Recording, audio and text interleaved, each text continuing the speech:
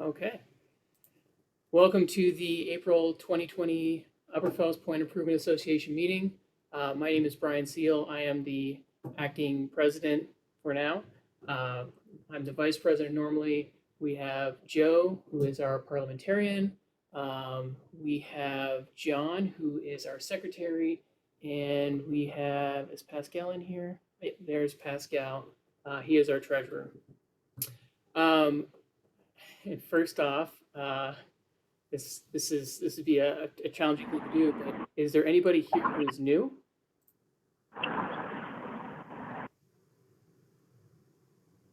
No? I mean, it would have been pretty awesome if we had some new people coming in for our first streaming meeting. As I said, I am the acting president right now because Maureen stepped down. It was technically back in March, but we didn't have a meeting then. She's moving to Ohio, and we need to elect a new president. I mute people as they come in. So Liz Bement, our former vice president a year ago, is running for president. She's running unopposed. Liz, did you want to say a few things? I just unmuted you.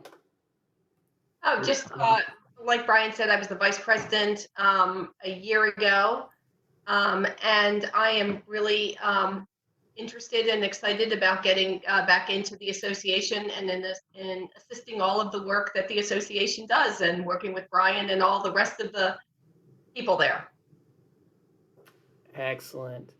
So we basically just need, according to the bylaws, we need 25% of people to vote on this.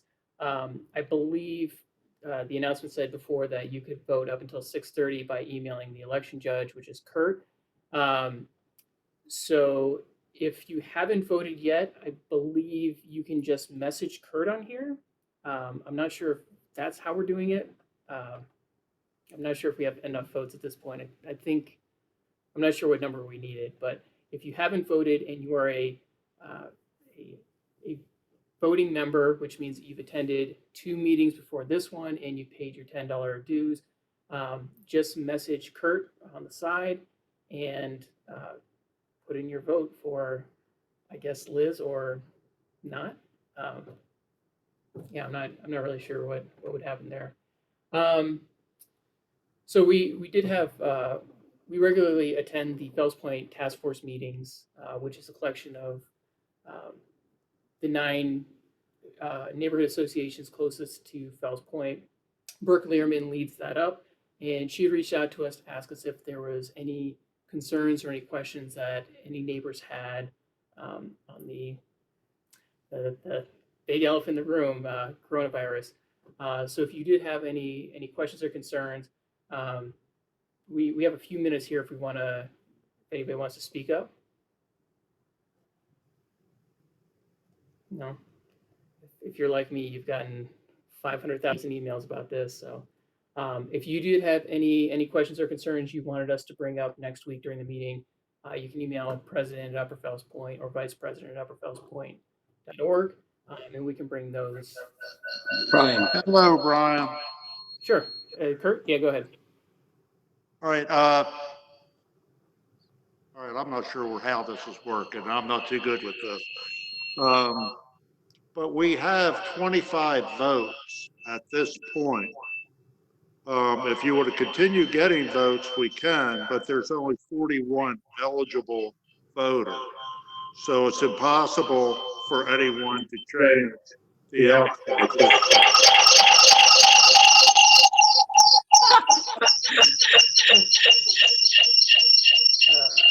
There we go. Okay, turn him off because he's on my phone. Okay, I just went ahead and muted you guys. Perfect. So I guess that is all taken care of. I don't know if we are announcing the results, but I'm going to go on a limb here and assume that Liz probably took it. So congratulations, Liz. So now I'm back to just being vice president. So congratulations. It's great to have you back. So Brian, this is Suzanne. So back to the meeting with Brooke.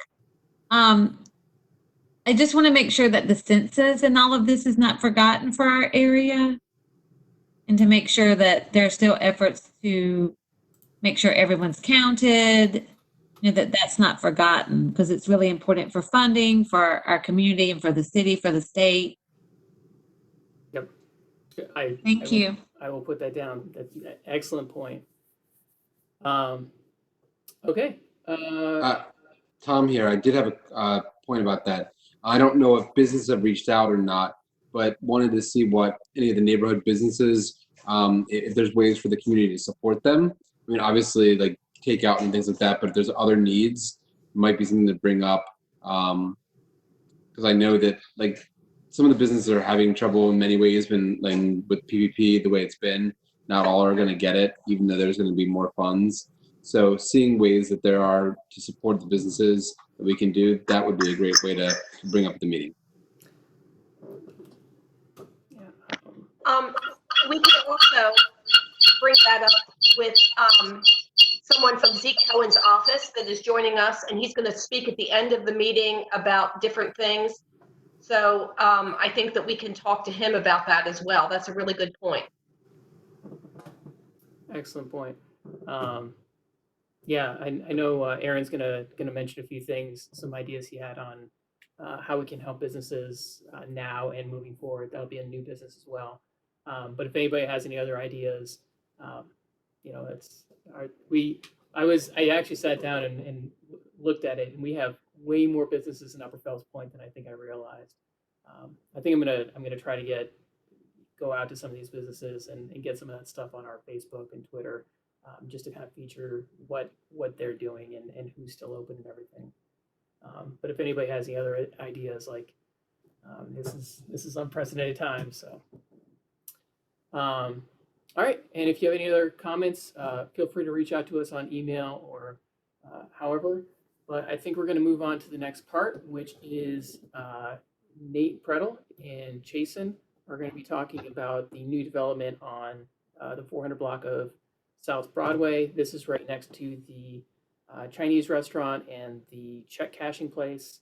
I believe it used to be a grocery store way before. It's where there's the mural of the boat and the bottle. Nate, are you ready to take it off?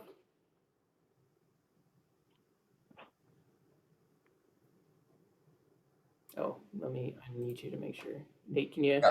Yeah, I'll try it again. Yes, I'm ready. Can we share Drew Peace's screen because he has the plans up for everybody, and maybe unmute him as well? Perfect. Let me. Great. Yeah. Where is Drew? I just saw. Thank you, everybody, for giving us the chance to present this project in a slightly different forum. So I hope you can all bear with me. This is my first time doing it in this manner. I guess I'll say, Liz, congratulations on role as president. I trust the association's in great hands with you, and looking forward to working with you. So here to talk about 421 through 431 South Broadway, which, as Brian mentioned, is the vacant lot on the east side of Broadway, just north of Eastern Avenue. Is it directly across from the now vacant Butticky's lot as well. And so this is one of sort of the missing teeth in the Broadway corridor. And I was excited to learn that Chasen companies have put it under contract and are proposing a new 4/5 story mixed use building. Mentioned we've already been to CHAP, the Design Review Committee, as well as CHAP for a concept hearing. And we'll be going back, been sharing these plans with the affected community associations. And I guess, Drew, do you want to slide through? So what we're looking at here is on the bottom is the vacant lot, the subject lot, and the proposed 4/5 story building. It's 4 stories at Broadway, roughly 48 feet. There's a 23-foot setback, which goes to the 5th floor. And the property is bounded by Griffin Court in the rear, which is a named alley street, and it will have 19 parking spots accessed off of Griffin Court. This is a project that was designed to be by right under zoning. We absolutely need CHAP approval and have been working with, again, CHAP staff and the Design Review Committee on this. We welcome any input from your association. And just go through a few slides here. On the right, you can see some of the sight line drawings. Sorry. I'm Hold sorry. on one second. I was going through some of them. Here's the sight line Sorry about that. Here's some additional renderings. There might be a little delay. Is there a delay? Okay. Yes. I think that's what it is. I'll just rather than talking to them, I'll sort of cycle through them and then get on to some of the rest, or just I can talk over. So again, we're in a C1 zoning district, which allows 60 feet by right, and we're at a total of 55, 48 at Broadway. There's no off-street parking requirement, although Jason is planning on providing these 19 structured spots on the first floor, and there'll be 2 stories of commercial space. Well, so whether it's office or retail, and again, these are new constructions, they're not quite at a tenant level yet, but we think this is a very important project for the Broadway corridor, as well as it'll complement some of the other things happening on both sides of Broadway and Eastern Avenue. So it's an exciting project. I hope to continue to bring life to this part of Fells Point. We would love your support. We will be going back to CHAP. And I think parking is always something that comes up, and we should mention that Chasen companies throughout their roughly 5 developments within 2.5 to 3 blocks of this, being 1719 Eastern Avenue, one on the 1600 block, as well as 520 Caroline Street, another one on Eastern Avenue. They all have the option of leasing spaces at the city garages over Fleet.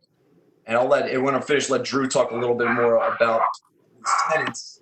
But they, as part of a incentive for signing a lease, some of these, either 6 months of free parking could be offered, gym access. There's some other things as well. So, Drew, do you have anything else you'd like to add before we open this up for questions?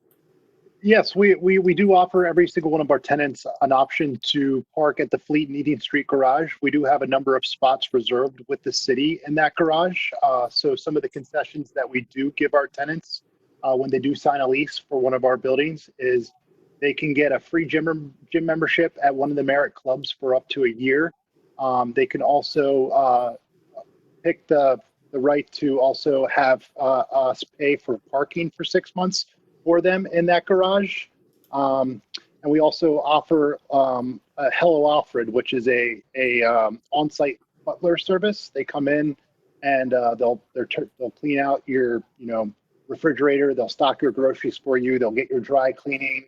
They'll even do turn down service like a hotel if you want them to a few nights a week. So this Hello Alfred service is also one of the concessions that we offer at the beginning to let somebody or to help somebody decide whether they want to sign a lease with us. They can either do the free parking for months, the gym membership for a year, or this Hello Alfred for 6 months. So that's what Nate was speaking of when it comes to parking. And we're seeing about only 50 to 60% of our tenants currently have cars. So, it's about, I would say 40 to 50% do not have cars. They're relying on bikes, the scooters, or they're walking. So, but if they do have cars, we are offering parking as much as we can, either at our property here at 421 or at the city garage at Eden and Fleet Street. Great, Drew. Thank you. And should mention, despite the availability of a virtual butler service, these units are not at the top of the market. This isn't looking like a Union Wharf or what you're going to find in Harbor East. The price points are for the 1 bedrooms starting around $1,500 up to 2 bedrooms starting at $1,900, and attracting Hopkins workers, young professionals, ideally people who are going to be working, whether it's downtown or at Hopkins or Harbor East. And the last thing that I'll mention is about the design, the aesthetics of the building. There has been a lot of back and forth and some disagreement between the 2 design review bodies that we will present these plans to, being CHAP, their staff, and ultimately the commission, as well as the design review committee, who works with the greater Fells Point Community Associations. And when we first presented this, you'll notice that the brick goes down to the bottom of the first floor. We actually had a 2-story sort of commercial glass front facade, and CHAP commissioners and staff really recommended we change that. The design review committee felt the other way. So we're still working. When we go back to CHAP for our next hearing, it will be solely on the design aspects, and we need to sort of reconcile the comments we're getting from the city officials versus the neighborhood. We tend to like the original more. CHAP commission suggested this.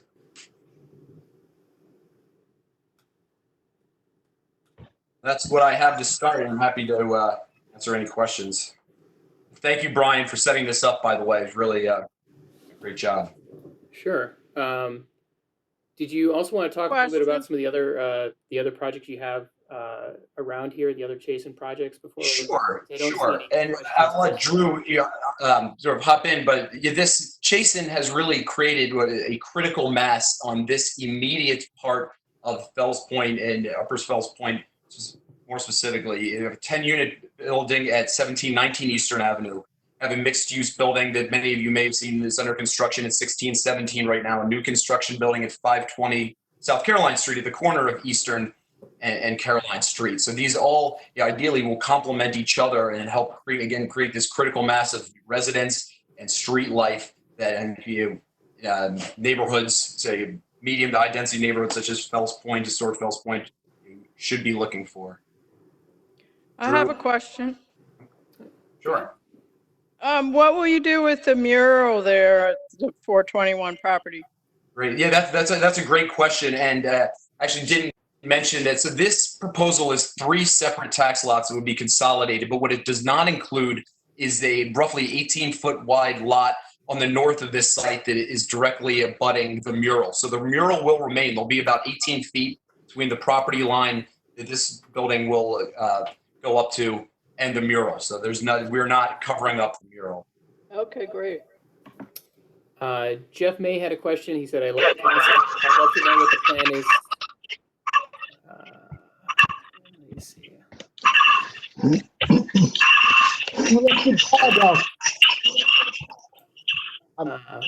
Mute. Sorry. Oh, there we go. Okay. Jeff said he loves the concept. He'd love to know the plan for cars leaving the parking garage. Sure. Another great question. We're going to be working with the planning department's site plan review committee on circulation.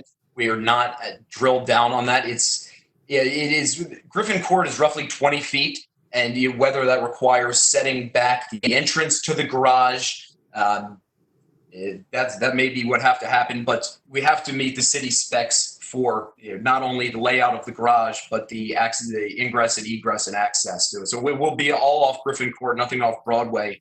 More specific than that will be drilled down as we get towards, hopefully a permit set a little down the line. But until we get a final plan, it's a little premature. Certainly, we've been working with the planning department and DOT on it. And we did design the parking garage showing the setbacks here. I don't know if you guys can see my screen, but there is a setback that we built in with the initial plan here. One other thing, thank you for that, Drew. It may be that it's a one way in, one way out on Eastern Avenue, so you don't have people coming making lefts right after the intersection. You may only be able to make a right turn in, right turn out. Those things will be dictated by the DOT. Whatever it is, we have to meet their specs, and there's room to do it. It's just exactly what it means. It's not defined yet.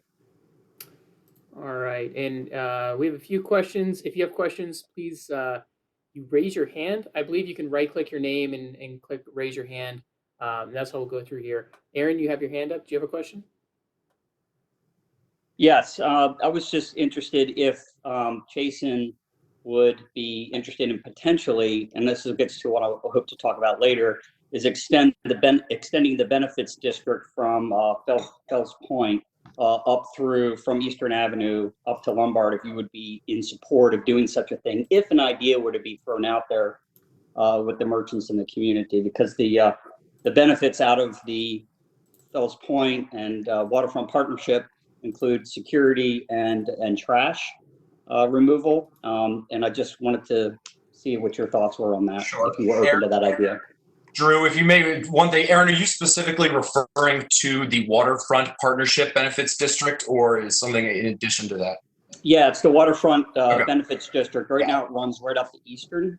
And maybe if somebody was interested in extending it or trying to get a group together to extend it north of Eastern, just on Broadway, would that be something you guys would be interested in considering? So I'll let Drew answer that, but I will say that Chasen has been very interested, and we were actively trying to further goals that are exactly like that. So I will give the final answer to Drew from Chasen, but I would say absolutely, and I think that's a great idea. I know when Waterfront Partnership was extended to parts of Fells Point, I think there was a temporary funding source and that needed to be filled in, and that'll be people smarter than myself to figure out that mechanism. But Drew, you can chime in here, but I would have to think that absolutely. Yes, it's definitely something that Chasen is interested in, and Brandon Chasen, our owner, has definitely been discussing in the past and trying to speak with the Waterfront Partnership about that very topic, is to expand it to further north on Broadway, and then I guess it's only one section of Eastern Avenue too. He would like to have them do more of Eastern Avenue than just the one section that they do currently. Look, it would be great, Aaron, if you have any contacts or have already started this discussion that this could be more of a partnership instead of two one-offs. We'd love to be a part of it, and please get in touch with us after. Awesome. Thank you. Perfect. Next up, we have Joe. You have a question?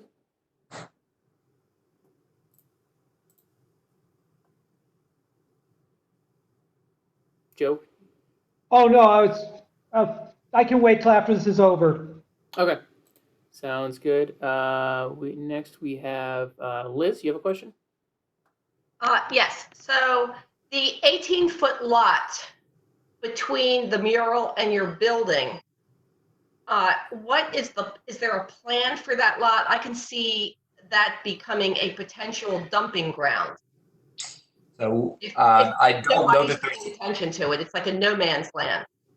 I agree, and the lot was for sale, and I think the owner wanted more than maybe it was reasonably worth. That's maybe what I heard is not as relevant, but I will say having this new building there certainly provides incentive to make sure that it's not a dumping ground.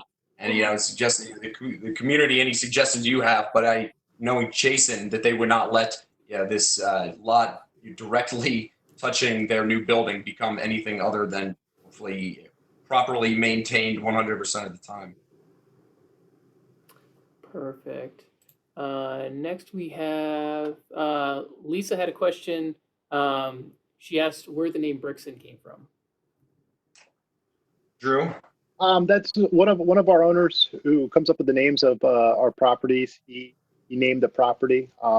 Obviously, with the signage, we're not married to the signage. CHAP is still reviewing the signage, so but it's just a name that he came up with himself, and there isn't. I don't believe there's a meaning that he has behind it, but it was just a name that he had in mind for the building. Sure. But if there is a meaning, I can find out. Plans also, but Okay.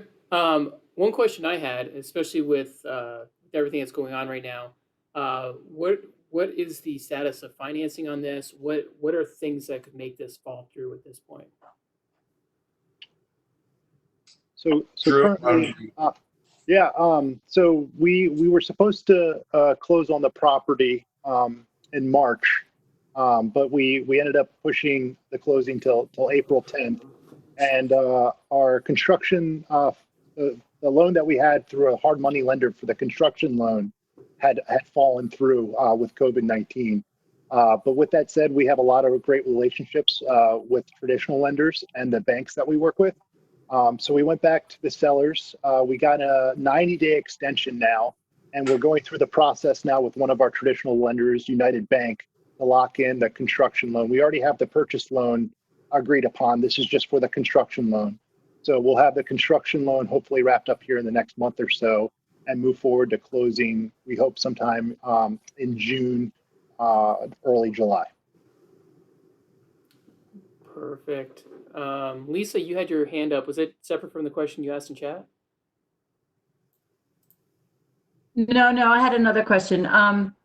So just curious, as you move forward with the project, is there a place, are you going to have kind of a place on a website or somewhere where the plans are going to be available and the progress of the project will be available to the community to kind of review as the project moves forward? So I know Brian has been very diligent in following up with me. I'm happy to provide updates along with Drew as much as the association would want.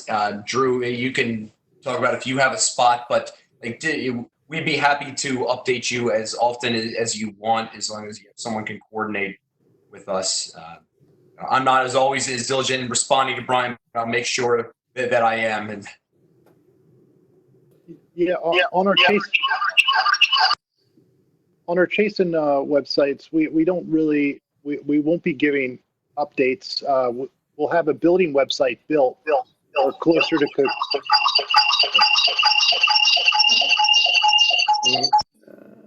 So there'll be an individual building website that will launch closer to the delivery of the property. But as Nate said, if people want updates along the way, we will be happy to give them, or happy to return to one of these meetings to present to you where we are throughout the process. And I will make sure, we've already posted the plans on Facebook and Twitter. I'll post them again so that they're up at the top, I think. I posted them on March 10th before what was supposed to be the March meeting. Let's see, we still have Nate and Joe, you still have your hands up. I assume that unless you have a second question. Nate, while you mentioned it, we had asked you for updates on a few of the other projects that you presented here. Did you want to give a quick rundown on those while we're talking about it? Sure. I don't have it in front of me. I know I did send you a written update on the Durham Street. Frankly, I hadn't talked to the owner in a while. It was my last time that you'd asked for the update. I got back to him, and I think I communicated that there was some sort of water issue that he was working through and had building permits. And I've reached out to him.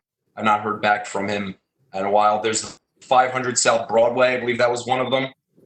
That, again, still has zoning approval. Their architects changed, or the architect changed in that, which is going to be a huge benefit to the project. Really, a local architect is now involved, Adam Karbala, and we're working to go to chat probably in June or sometime this summer, and I will probably look to come back to this group next month with a full presentation on 500 Broadway. And 500 Broadway being the old auto mechanic. It's currently just a wood structure. It's on the southwest corner of Broadway and Eastern. It's the infamous building that fell down next to the Ritz and owned by the same owner of the Ritz Gentlemen's Club. Yep, and the Durham one you were talking about is 260 South Durham. It's just that parking spot right now. You'd also given updates on 509 South Washington, which you said the chat final design happened on September 10th, 2019. And then there's the Pratt and Washington apartment complex, where you said they're still exploring financing and development options. That's correct. Okay. While we're on that, did anybody have any questions about any of those 4 projects?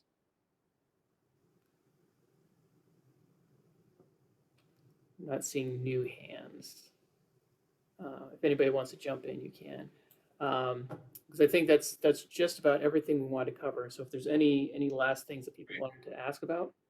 Can I just ask about 260 South Durham? So I didn't even realize, I know it's an empty lot. So what is the status of that?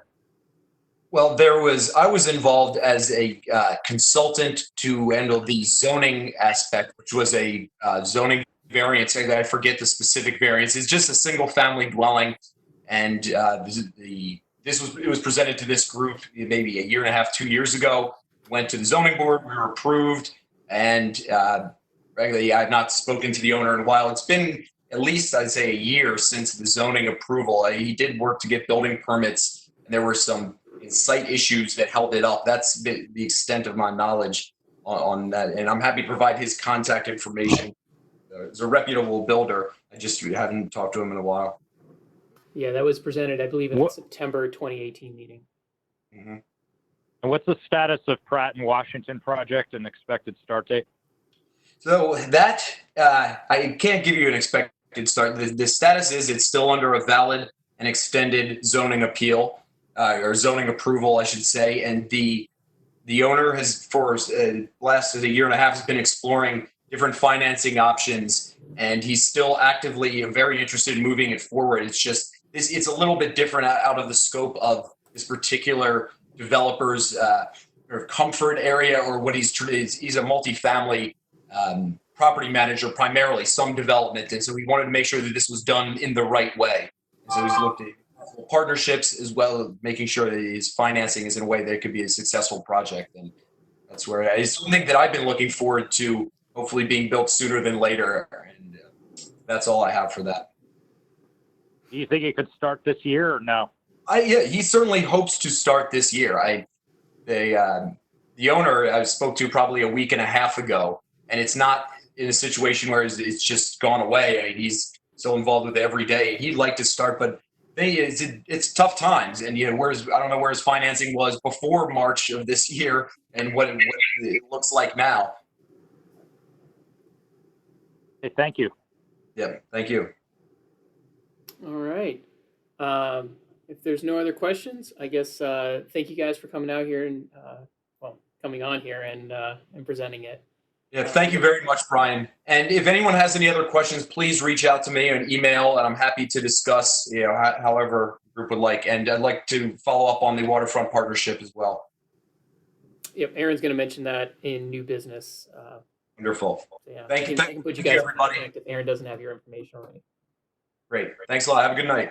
All right, thanks, guys. Thank you, everybody. All right, bye. All right, moving right along. We're now moving to committee reports. Let's start with beautification. Oh, wow. Okay, great. I love talking about beautification. Can you hear me? Yep, you're on. Okay, so we have actually had a couple of beautification events, and the Umagandas are going to continue, and Brian Magali has created a new phrase called exercise with a benefit, or exercise with a bonus, I think it is. So once a month, we're going to try to do an Umaganda, obviously keeping in mind social distancing. And we had one just a couple of weekends ago, and it was really successful. We've also distributed flyers to families or to households who are not maybe recycling in the most ideal way. And we will be giving out up to 20 recycling cans, and we already have 8 batched for. So that's moving pretty quickly. And I think we'll probably, in a month or so, probably be out of, have reached our budget and our goal for that. The green team is not happening at the moment, obviously, because school's closed. Sidewalk planters are we're thinking about whether we want to work on that, but we're also a little bit concerned about fundraising, because we don't have, I think there's not all the money in the budget that had been requested, there was lots of money requested for the different committees, and we're trying to be mindful of not spending money if there's not the money in the budget. A couple of things, though, that we have done. We have submitted an application to the Neighborhood Design Center to work with us in coming up with a cohesive plan to spruce up Lady Day Way. So that would be the 200 block of South Durham Street. We realized that in order to do that well, we wanted to be able to have professional folks come in and give us guidance on lighting and streetscaping and signage. So, and the idea is that we get the Neighborhood Design Center involved and then submit a grant to the Southeast CDC in a year from now, hoping that not all the state funds have been reallocated to cover the cost of what we're dealing with now.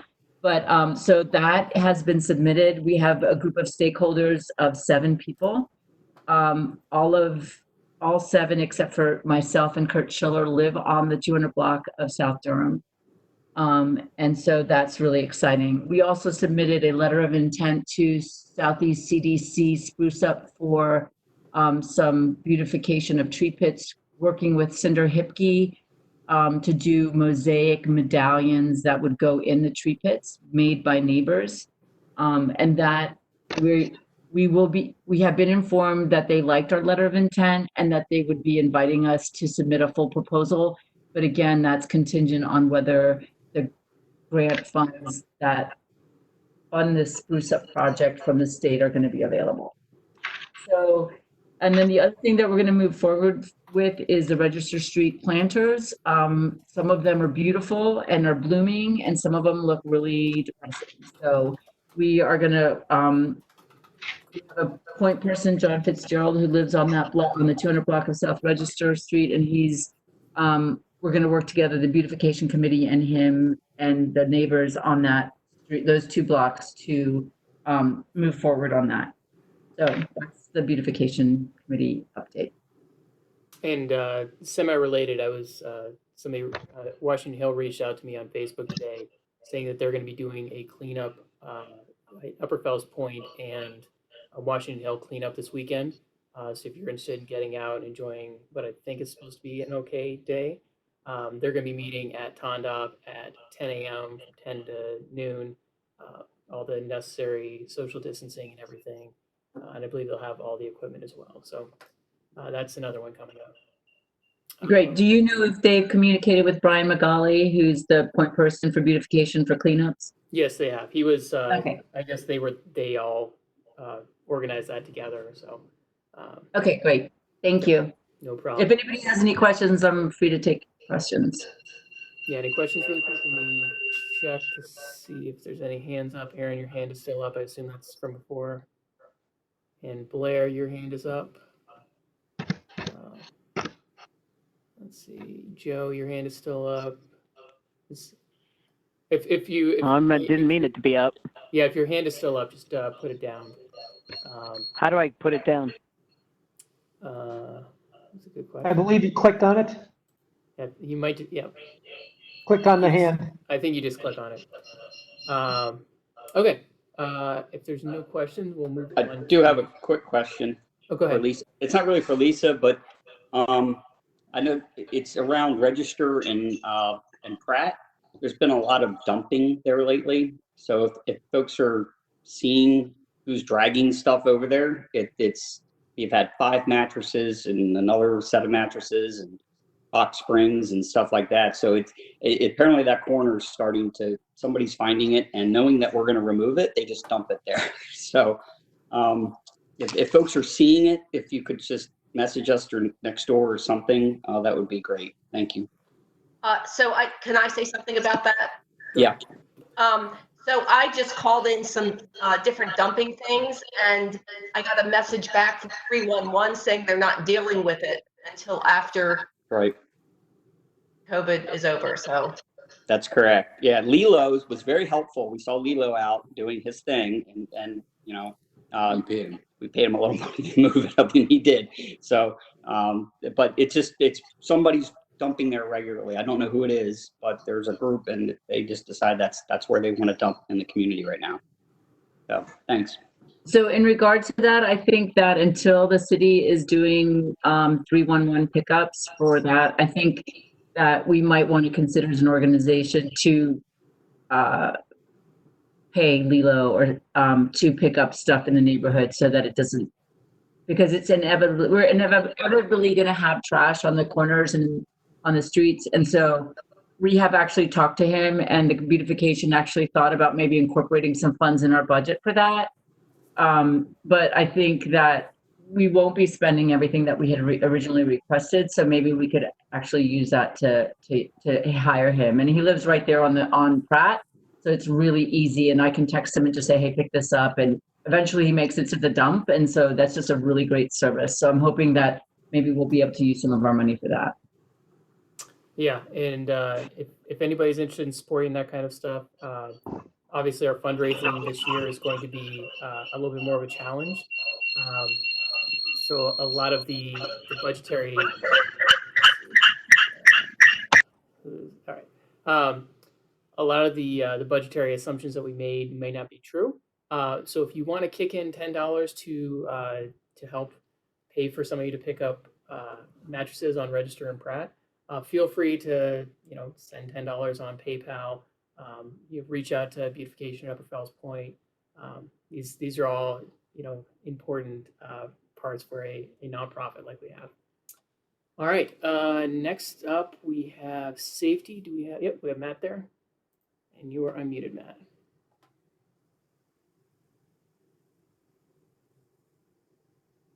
And off or on? Well, now. There you go. Hi guys, how you doing?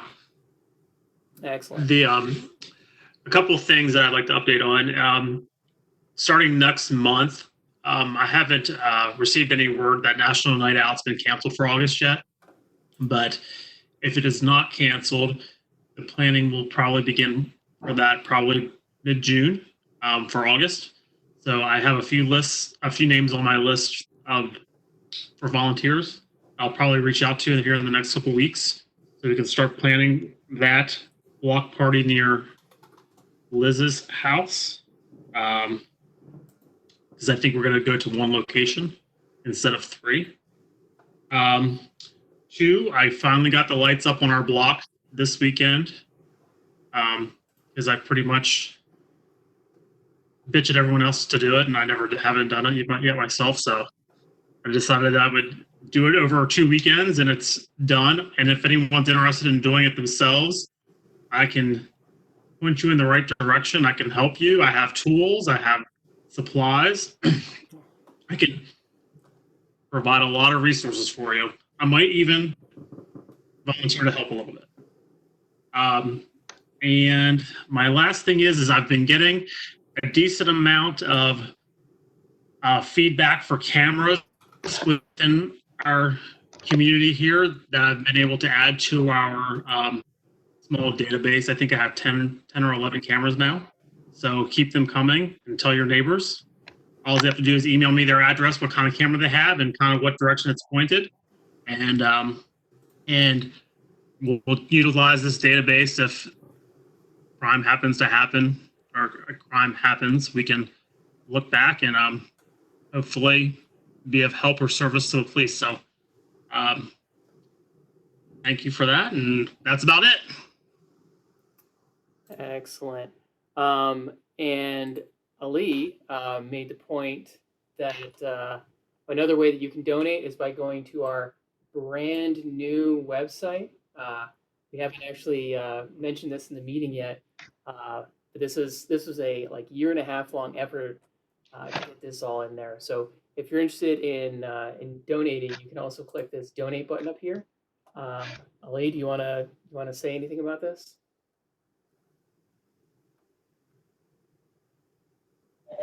There's a button and you can donate. I mean, about the website. There's a purple, if you like, about the website, the work you did on the website. About the website, I don't know. Encourage people to go visit the website, check it out. If you need to renew your membership, there's a button now and you can fill out a form and update your membership. And we'll also make sure to post events and news as they happen. And if anybody's interested in writing blog posts or anything, they should feel free to reach out to Ali. And that content will automatically be posted to Facebook and Twitter for people who are interested in it. Excellent. Cool. And this was an amazing job. There's been so much behind the scenes. Like you can't undersell how much work went into this. We're very thankful. All right, now let me unshare this. I have a question for Matt and Brian, actually. Do you guys have any information about the Johns Hopkins grant that you all submitted, and when is that kind of just been stalled, or will there be? I actually emailed Matt about that today. And I looked on the website, and it says that they won't actually respond until May. So I was worried that not hearing anything, that nothing was happening, and this might be going away, but it's still on schedule, I guess. So. Oh, great. So how will you all will you let us know when you find out? No. Keep it a secret. Because the only reason I say that is because I'm not sure a lot of people know about the grant that you submitted, and that because when Matt was talking about the cafe lighting, there is going to be, it's 16 half blocks, right? Can you tell a little bit about the grant that you guys submitted? Yeah, you And want to what start it that? might include?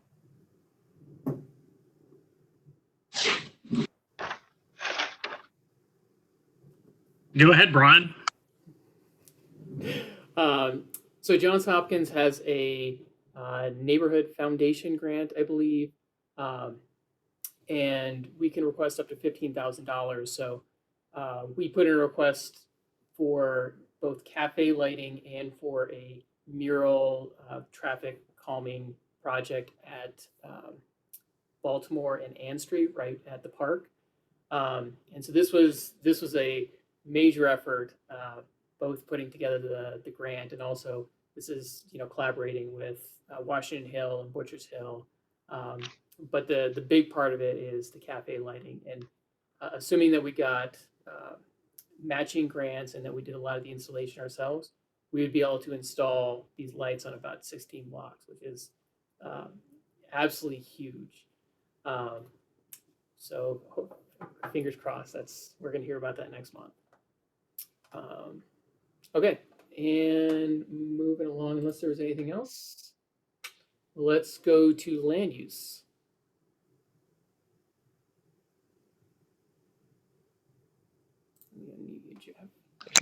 Let me get my camera. Start my camera. So, hello everyone. So right now there's a pause in some activity. So the liquor board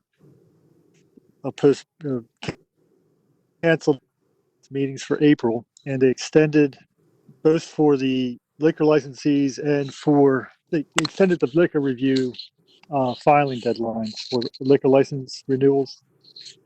They also extended the period in which people can protest liquor license renewals. But in addition, they postponed or canceled all their meetings through the end of April. I haven't seen anything on whether they're going to resume in May or not. And I believe this caught Pauline, what used to be Canella. I think it caught her up because she needed another hearing to get her license transfer. And that they haven't held that yet. So she's been delayed with that. Then the BMZA, but the Board of Municipal Zoning Appeals, is going to start virtual hearings next month in May. I haven't heard. I don't know of anything of any specific appeals that have been scheduled that are of relevance to us. And I did I communicated with Lawrence Oliva, who was developing what used to be Lombard Hardware. I don't know if you noticed, it's 1755 East Pratt. He has East Lombard. It's got a for sale sign on it. When he was originally going to develop these properties together, he did say he tried to sell the property as a row house, but nobody tried to buy it from him. So he's going to now develop it. He says renovate it himself. What used to be former Lombard Hardware, he plans on putting the upper floors 3 apartments and having low level retail or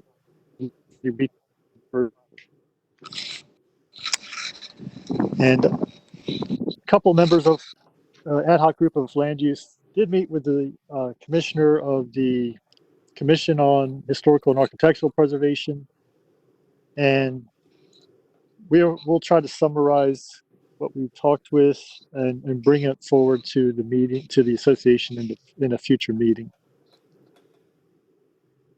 And I think that's all. Yeah, that's all I wanted to discuss today. Perfect. Thanks a lot, Jeff. Jen, media? Hello. Basically, I was going to thank Ali again for all his hard work and a wonderful job on the website. It's a lot of work.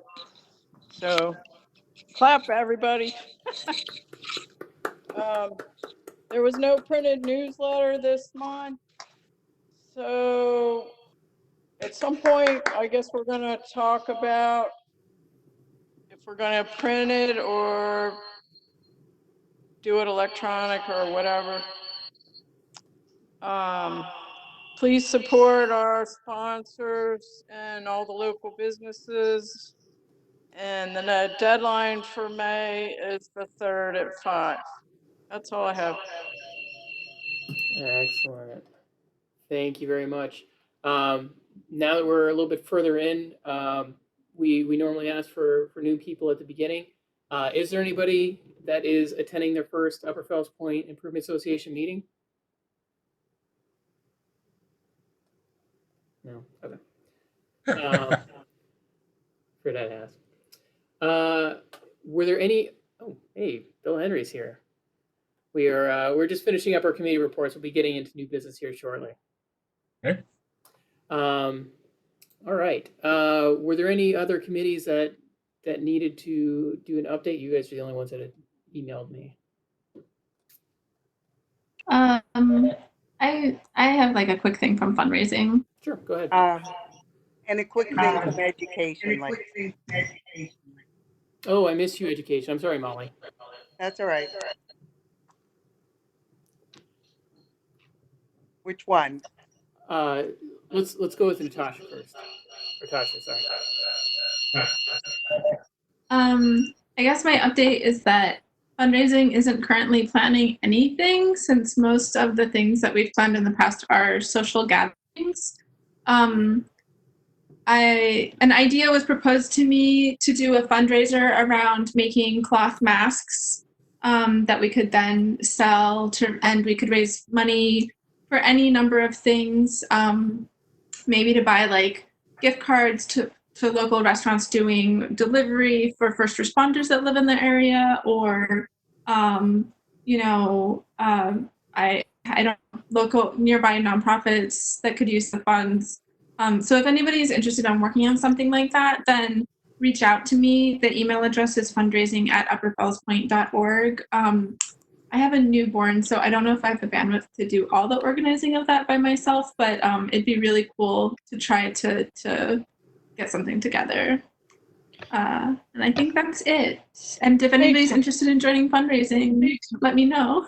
Yeah. Asha, Yeah. Water for Chocolate has face masks available for sale with their logo on it. Might be something to check for ours. Oh, that could be cool. Yeah, I know Barb was making a lot of them, and a couple other people in the neighborhood have been making them. I guess my idea was to make face masks and sell them. But yeah, I could ask Water for Chocolate where they got theirs and see if that's something we could do. Like, you mean like do like the Upper Fells logo on it? Yeah, that's what I thought. This is like so post-apocalyptic and weird, by the way. But I think it's a good idea. So, Asha, I have a suggestion. Could we have like a virtual flea market? And I'd love to hear more about how that. Yeah. So my thought was that we could instead of having like a flea market where people bring things and donate, they just put them. We could create some kind of thing where they donate them and then we put them on and we just have a minimum bid, like a foot spa, $5, and people could just donate and then get the foot spa, or a gift certificate that you'll never use. Like I have one that I'll never use and I would donate it, and just put something that's a little bit under the value of it so that people would actually feel like they're getting a great deal, and we could get rid of some of the stuff that we don't need. Somebody's trash is somebody else's treasure. So I would be happy that could to have be you really work cool. with that. Yeah. Let me. I think we'll have to think about what, like, if there's a platform or some technology we could use to do that. But yeah, let's connect outside this meeting and see if we can make that happen, because that's a really cool idea. Great. Thanks. Yeah. Thanks. Excellent. That's all for me. Perfect. Thank you very much. And of course, Molly, I apologize for getting you Brian? on my list. It is all you. Let me unmute you. Yeah, you're good. Brian? Yep, you're good. Hey, Brian. Brian. Brian. Yeah, Uh, you are unmuted. Molly, I Hi, would just Molly. go. oh, okay. I couldn't hear you. Okay. My first thing is we're making some money. So Thank the you. note cards, yeah, the note card project, I'm not sure if you can see it, but anyway, has entered the profit. So if you're interested in packets, there are 5 artists, Wolf Street Academy children, with artwork, and we're selling note cards for $10, 5 in a pack. They're really, really cute. Karen Hassan organized this with the art teacher at Wolf Street Academy. With now, I've got maybe 6 or 7 packets left, and I can order some more. So that's it for the packets. And the only other thing I have is that at Wolf Street Academy has about 190 families, and of those, about 20 of them are both food insecure and have mobility issues. And there's been on Thursday afternoons a drop off at one of our neighbors' houses that works at Wolf Street Academy. In the afternoon between 12 and 2. So we've got a list of groceries basically. And then delivery goes to those homes. And I want to thank Suzanne Bailey particularly for helping organize that. But this last Thursday, it was incredibly successful. We had a great turnout in the community, and there'll be another drop off this coming Thursday at 232 South Chapel between 12 and 2. And it's all no touch type donations. So it's virus friendly. No, that's not the right way to put it. But you know what I'm saying here. I think that's it. Any questions or anything else you want to add? Anybody Molly, else? can you hear me? Yep. Barb, I just wanted to say that the curriculum project is also accepting donations in support of Wolf Street families. And you can donate directly to the curriculum project and designate your donation for Wolf Street families. Good. Yeah. Anything else? I think that's it. If you want note cards, let me know, PayPal and I'll do delivery. I want the cards. Right. But didn't you get some, Barb? No. I'm sorry. Okay. So Molly, I want to know why you look like you have a jetpack on and you're like floating over Tibet. I pushed a button that said, background. And I've got mountains. I sort of like them. But I don't know about this jetpack thing. I don't know. Don't push buttons you don't understand. Oh yes, there's plenty of options for backgrounds. Excellent. Speaking of food insecurity, last month Angie Seafood donated all of their excess food to some of the neighborhood families that were having food insecurity issues. So I know they're not here, but big shout out to those guys. Before we get into new business, was there anything else, any other committee stuff we needed to talk about? Excellent. Brian, attendance? Sorry, go ahead. Brian, we need to find out who the people are as login 1 through 7, so I can get a roll. If Oh, you didn't say the, your name, if you could speak up and I can write your name down. We have 3 people that called in. Can you just give us your name? Well, one of them might, John Raby's called in. Okay, thank you. Jason Zagler called in.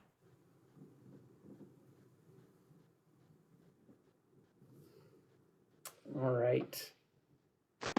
Anyone else? Marla called in.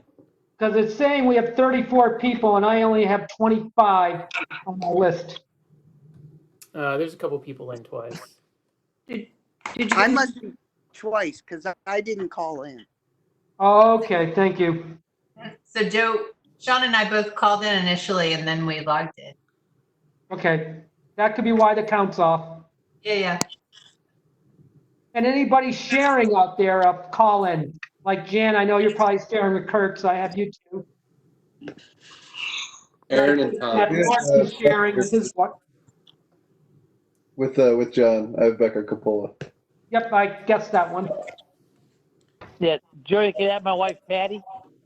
Oh, thank you. Allison's here with me. Okay, thanks. And we have Tom. Yep. And in other news, we have John, who has a new baby. So congratulations to him. They just, it was 2 weeks ago. Yeah, 2 weeks to. Yeah. Welcome, Sage, to our neighborhood.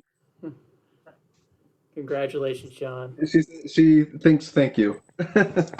She's having dinner. She's having dinner right now, so she's not ready for the camera. Excellent. Let's move right on to new business.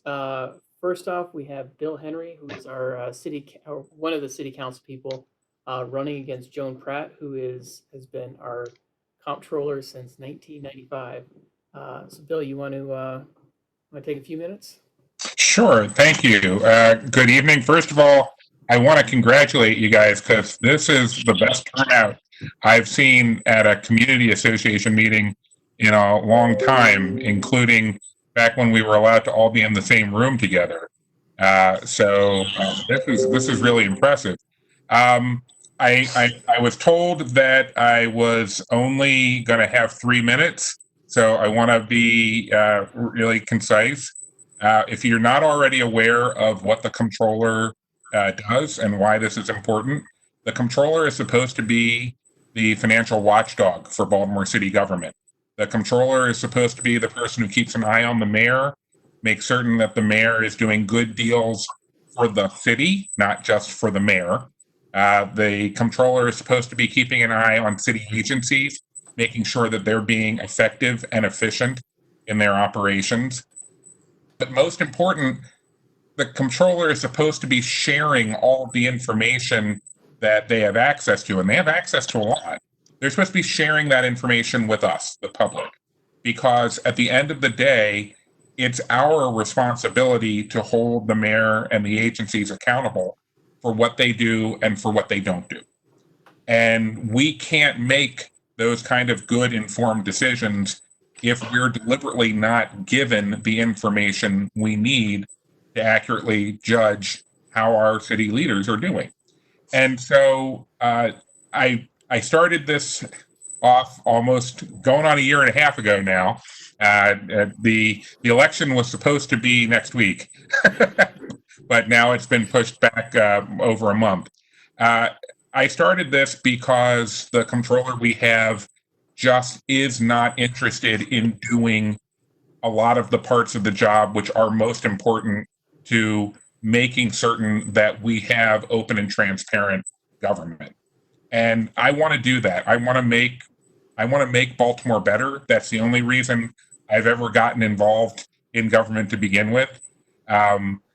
If you go to my website, billhenry.com, you can see my entire platform.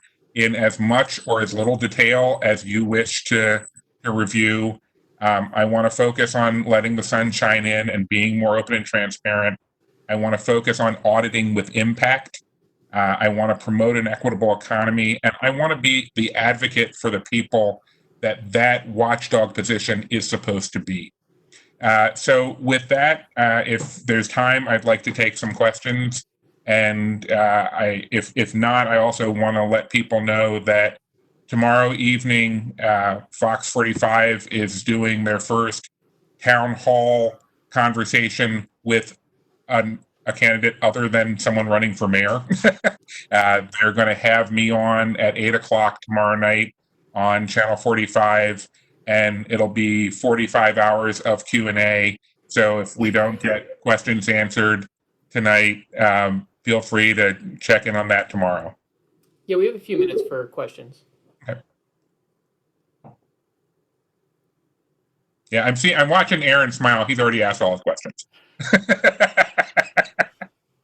Does the later yard sign, Bill. I'm sorry, does the later date of the election benefit the incumbent or non-incumbents, and how? That's a great question. In general, especially at the citywide level, the later date of the election benefits the campaigns that have the most money, because when you're talking about a citywide campaign, you really can't do a citywide campaign just on volunteers. You need some paid staff to keep the machinery going. And I know that, for example, that's one of the things our campaign is struggling with right now. We had budgeted payroll that was supposed to be over next week. And so now we're going to be paying for an extra 5 weeks of salaries, an extra 5 weeks of rent. And because of the now mail-in nature of the election, we're going to have to do more targeted mailing ourselves to make sure we're getting to people who might not have voted normally, but might now vote because somebody's just going to mail them a ballot and all they're going to have to do is fill it out and send it back, which for the record is a great thing in general. I'm actually happy about Maryland moving to mail-in balloting. I just wish that we were doing it with a lot more preparation and a lot more public education than we're probably going to get. All right, I've got a request for a yard sign. So I will take that down before I go and add that to the list. We're trying to be responsible in how we do sign deliveries right now, considering technically putting signs up isn't an essential activity, but we're getting it done mainly by people delivering signs on the way to things that are reasons legitimately to leave home, to go to the groceries, or taking care of friends and relatives. Any other questions in the chat? Nope, that was all I saw. We do have Lisa and Liz, you still have your hands up. Did you have questions? Yeah, so are you listed under Bill on the chat? Yes. Okay, Bill. Okay. I just want to make sure that it was the right one. So I'm going to just send you my address for a yard sign as well. Thank you. Oh, okay, thanks. Mm-hmm. Can you talk a little bit about when the last time there was an audit of the financials, the city's financials, and who oversees that audit? Okay, so what the city's Department of Audits has always done is they do one big audit of the whole city every year called the CAFR, the Consolidated Assets Financial Report. But in terms of doing individual financial and or performance audits of individual agencies, that didn't begin until after we passed 2 charter amendments last term, that we now have 16 key agencies that each have to be audited at least every 2 years. That's the charter requirement. Just want to be clear, when we changed the charter to require that, we did not give the comptroller the power to do that. The comptroller has always had the power to audit city agencies, she just never bothered. And so now we are required, that's required. One of the things we found back in 2017 when they audited the Department of Public Works for the first time, they found $5.6 million sitting in a grant account that had been sitting there for 10 years because 10 years earlier, they had moved sanitation enforcement out of DPW and into housing. And when they did that, housing set up their own account to keep the fines and the penalties in, but nobody ever bothered to move the money that had already been collected out of DPW's account into the housing account. So there was $5.5 million just sitting there for 10 years. 10 years when we had rec centers that were closing, 10 years when we didn't have equipment. We weren't giving enough money to the school systems to make sure that school kids had laptops.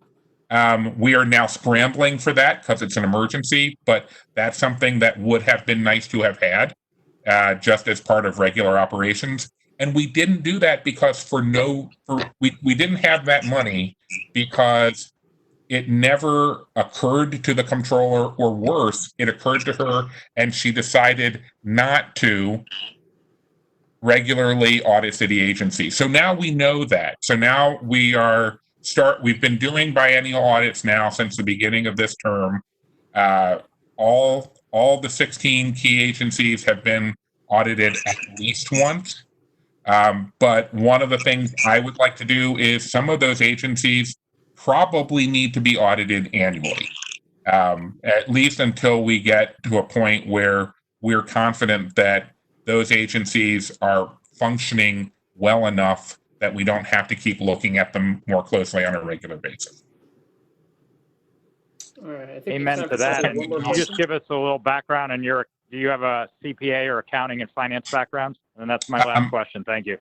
Thank you. As they say in the presidential primaries, thank you for the question. I do not have a CPA. I have an MBA. I have a master's in business from Loyola with a concentration in finance. I can read a balance sheet, but more importantly, what I've seen from the behavior of our current comptroller is she is so focused on the fact that that's the credential she has, that the CPA must be the important thing because that's what she has. The reality is the comptroller is a high-level executive. There's a whole department of audits with a city auditor and a deputy city auditor who have CPAs because they're the ones doing the actual audits. The comptroller needs to have a bigger picture viewpoint. And from what I've seen, she does not have that. The comptroller, by the way, also oversees the city's Department of Real Estate. And over the years, I've seen a lot of, I'm not going to say weird, but I'd say a lot of behavior from that department that doesn't reflect what I would consider to be the most effective or efficient way of treating Baltimore City's real estate. And along with my MBA, the other relevant experience that I can bring to this position is I spent 8 years doing community development over in Southeast at Patterson Park CDC. I understand how real estate development works on a very visceral level. And I recognize how real estate is key to maintaining and growing Baltimore City's tax base. And I had a number of experiences back during that time and since then that have made it clear to me that the current comptroller does not get that. And I think that that's going to be important, especially coming out of this current crisis.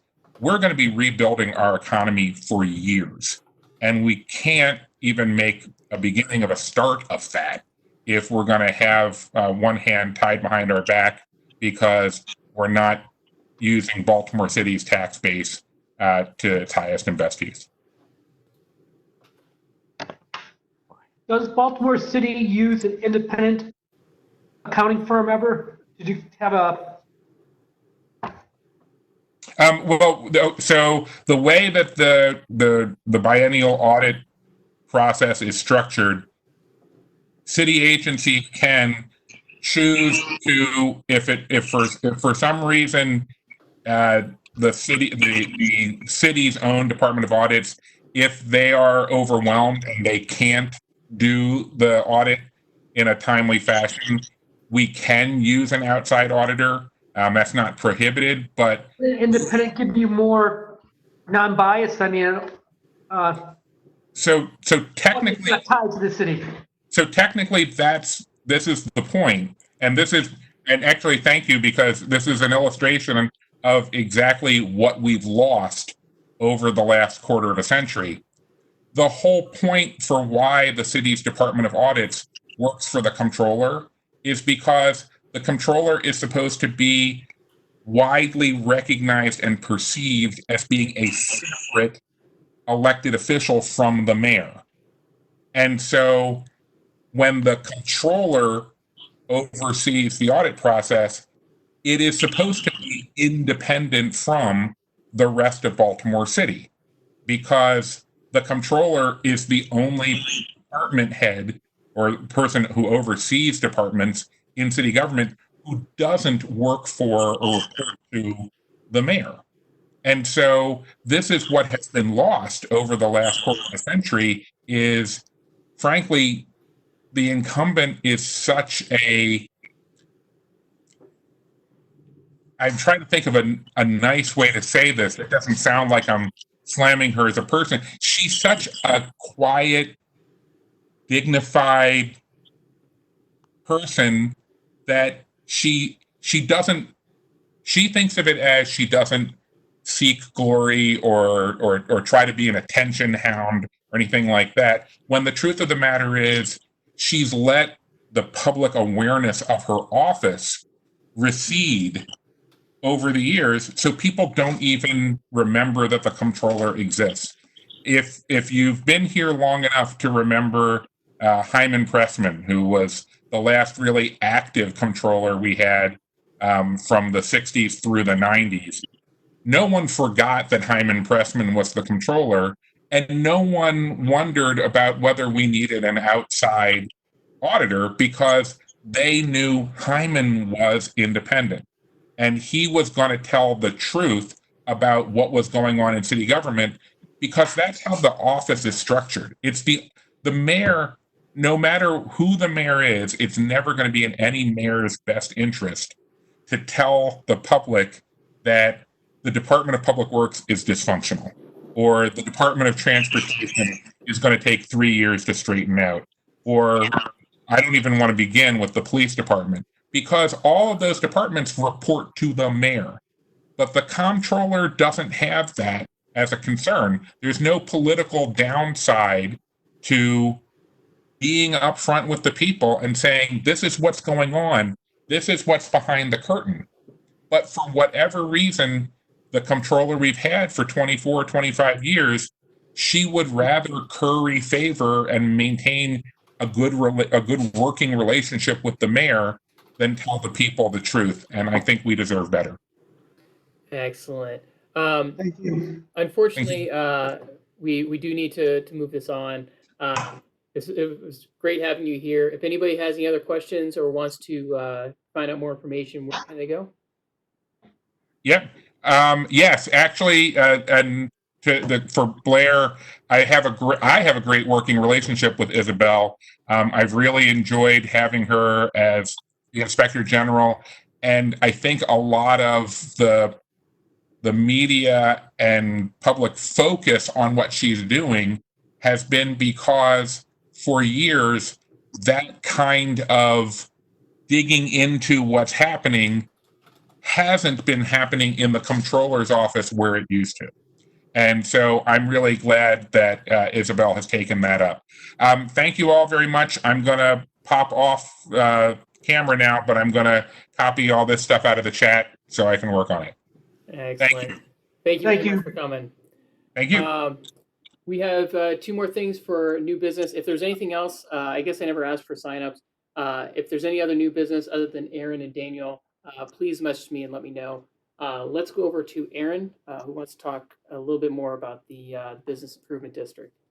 You got 3 minutes.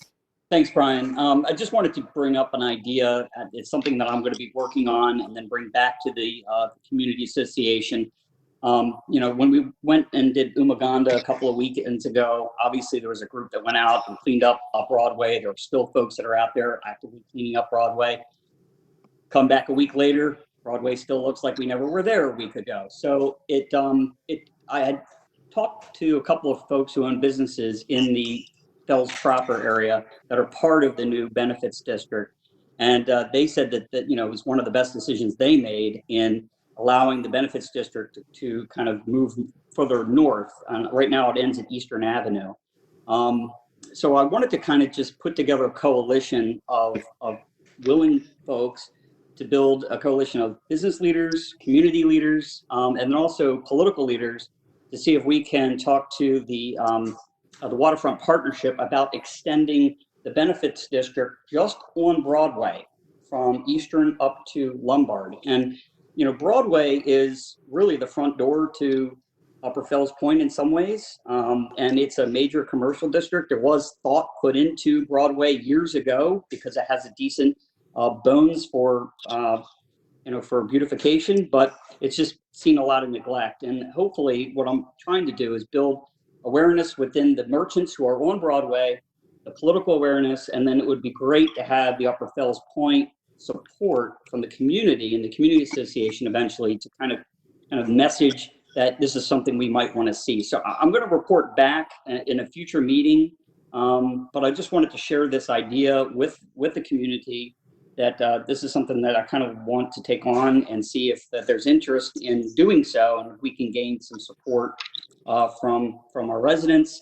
And then some businesses, just like the developer that was on before, getting these guys as they're coming in and seeing if they're willing to be supportive of that type of effort. Just so you know, it's 17 cents per $100 of assessed value is what the business pays. So our friends at MIY who are part of it on Eastern Avenue, they pay $300 a year for increased security and for regular trash pickup for the frontage of their property.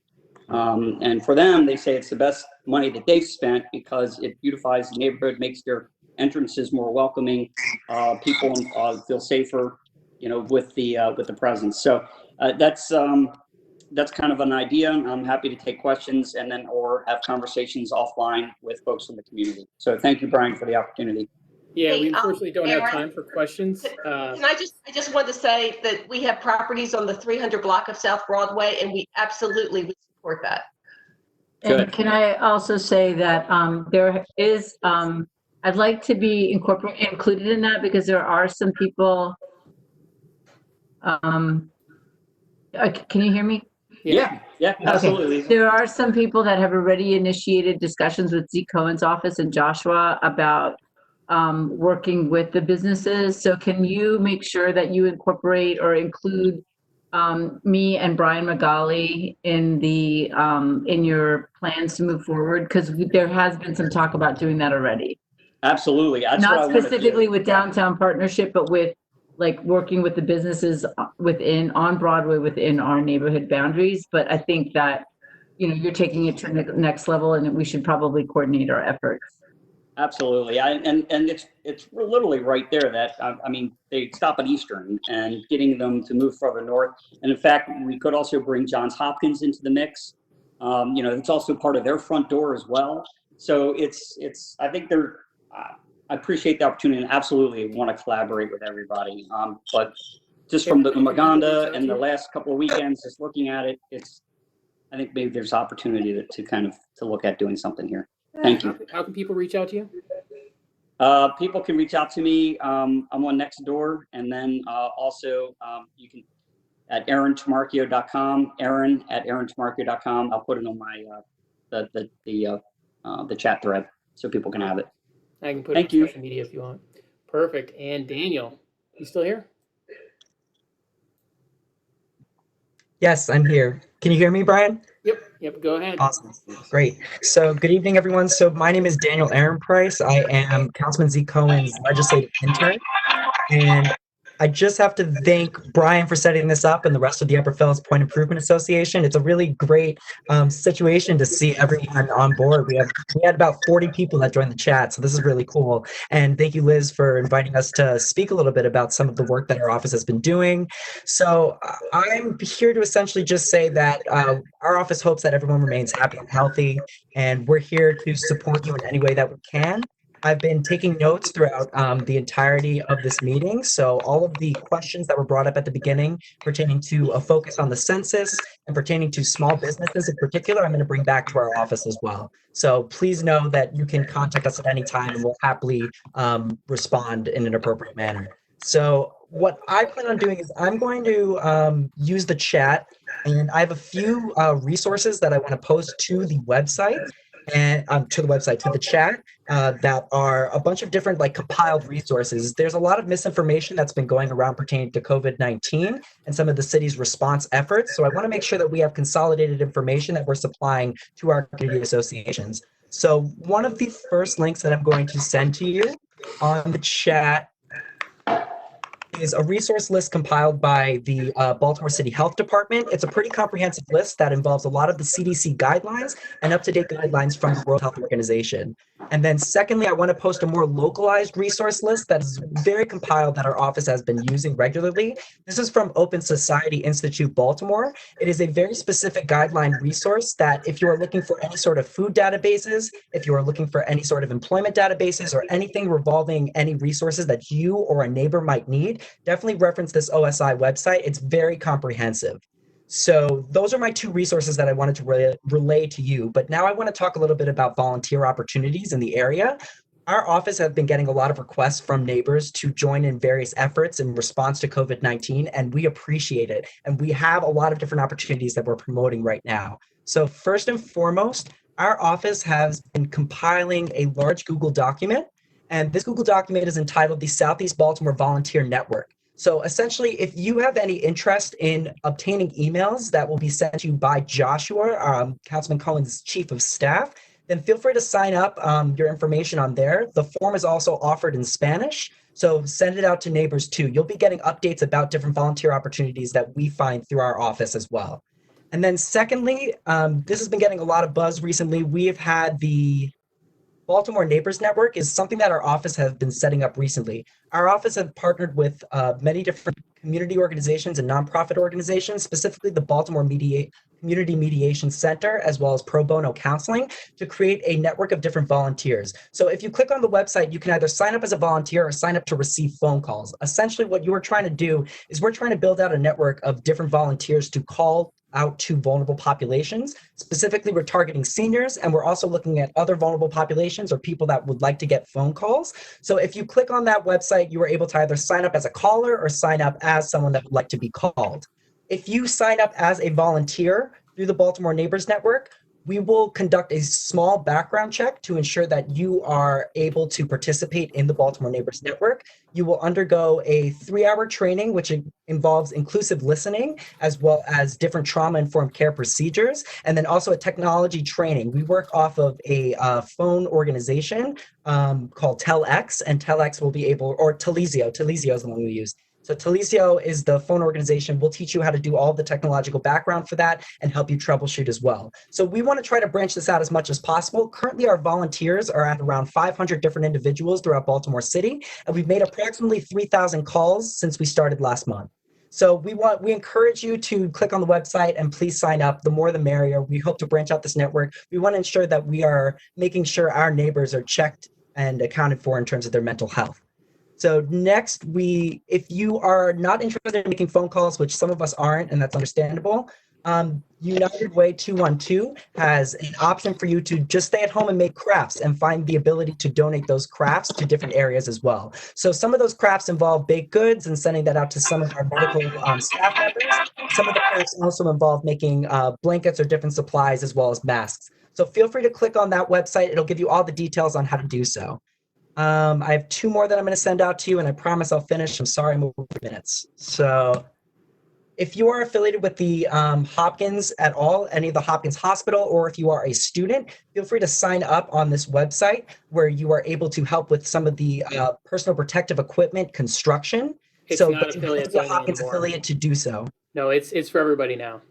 Oh, good to know. Great. So now that's open to everyone. I'll make a note of that. Thanks, Brian. And then last but not least, if you are looking to donate PPE that you have or to donate any funds to Hopkins Medicine, then feel free to click that link and you'll be directed right to a donation page. Although you have many good donation systems set up specifically for Upper Fells and some of the other committees that you talked about today. So those are the different options. And like, I'm very open to any questions. And again, our office is open. We've been working nonstop to address any of the constituent concerns that are occurring in the area.